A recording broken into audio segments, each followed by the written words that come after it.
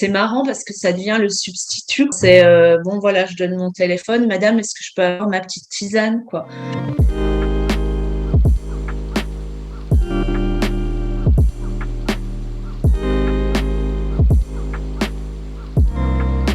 Alors, cette articulation-là, elle est un peu compliquée dans le sens où l'internat, finalement, il vient faire point de butée par rapport à ce que le jeune peut vivre dans sa vie en dehors. Je prends un exemple qui est flagrant, c'est le rythme que nous, on impose au travers de l'internat. Il y a un accompagnement qui se fait progressif. Déjà, dans un premier temps, on va rassurer la famille, hein, parce que c'est aussi l'inquiétude de la famille, c'est de ne plus avoir son enfant le soir. Donc, il y a déjà une approche, un travail avec la famille. Et ensuite, avec le jeune, on va y aller progressivement. C'est-à-dire que dans un premier temps, on va observer et voir quels sont les points sur lesquels on pourrait travailler avec lui, notamment le rythme du sommeil. Aujourd'hui, c'est une problématique. On sait très bien que l'adolescent, voilà, on pousse sans arrêt les limites et on va pas forcément aller se coucher alors qu'on en aurait besoin. Et nous, notre travail là, c'est de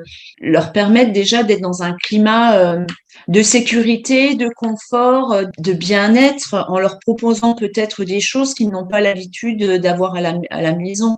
Par exemple, plutôt que d'être sur son téléphone le soir, eh bien, leur mettre des magazines ou faire un petit temps où on va faire un peu de relaxation, de méditation, proposer des alternatives où l'idée, c'est que le jeune se dise, ah oui, c'est aussi un temps qui n'est pas forcément celui que j'aurais choisi, parce que je préfère être sur mon téléphone en train de bloguer, mais je me sens pas mal si je suis en train de parler physiquement avec ma camarade de chambre, ou si je suis en train d'échanger sur un magazine. Donc voilà, c'est tout ce travail-là qui prend du temps, hein, qui prend énormément du temps, hein, mais qui petit à petit fait que le jeune s'approprie l'internet. Alors, nous, à la maison familiale de Adol, on a été assez tranchés dans le sujet. De manière concrète, les téléphones, on les ramasse le matin à 8 heures et on a fait le choix, la maison familiale de Adol, de ne pas les donner à la pause de 10 heures pour favoriser l'échange entre eux. Donc, on leur ramasse à 8 heures, on leur redonne à 13 heures après le repas. Donc, pendant une demi-heure, ils ont ce temps-là de téléphone où peuvent utiliser leur téléphone. On le reprend à 1h30 et on le redonne à la fin des cours, 17h30, et on le ramasse à nouveau à 22h à l'extinction des feux. Ça semble simple, mais c'est très douloureux au début. Hein. C'est vraiment très douloureux.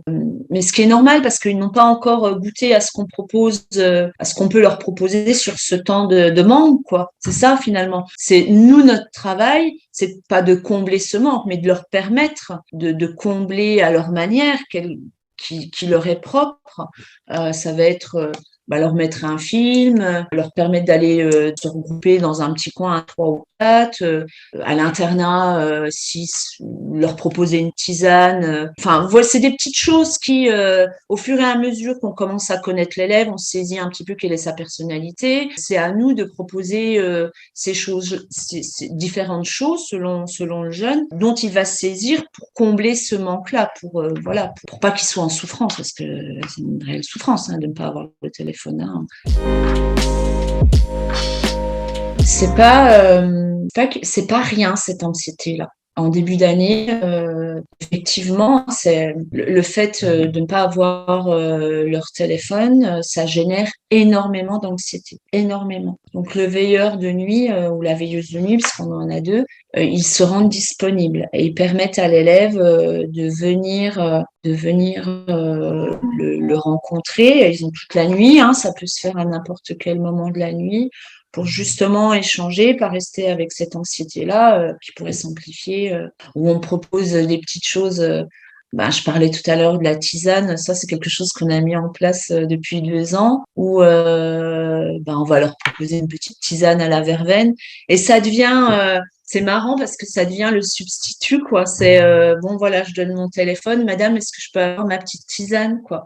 Et je trouve ça chouette parce que finalement, il cherche à se débarrasser de son anxiété. Je trouve que déjà là, c'est une preuve de saisir de ce qui va pas et d'essayer de trouver une solution. Le soir, à l'internat, il y a le moniteur, le formateur qui est présent jusqu'à 22h. Donc, on est suffisamment d'adultes. Bon, on est un tout petit établissement, nous, hein. En présence semaine, on a une cinquantaine d'élèves. Donc, le soir, on est en moyenne 4 adultes. On a tout le luxe, enfin, c'est un luxe, de pouvoir proposer un accompagnement individuel, quoi, d'être vraiment présent, être disponible pour chaque jeune, quoi.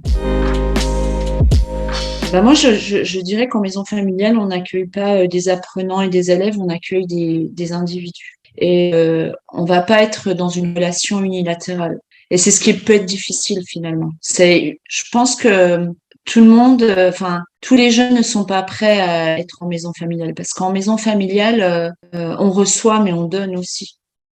Mais c'est chouette parce que si on donne, c'est-à-dire qu'on va chercher en soi et qu'on finit par se trouver et du coup on réussit.